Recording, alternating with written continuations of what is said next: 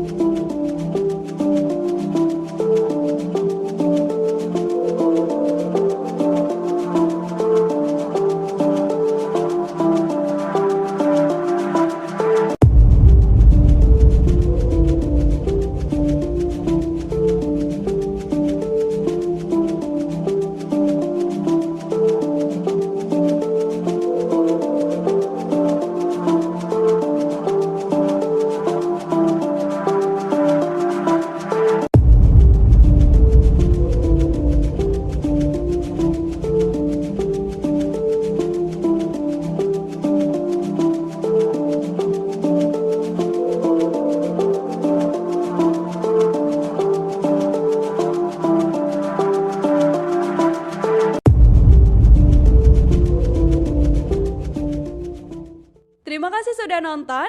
Jangan lupa like, subscribe, dan share ya.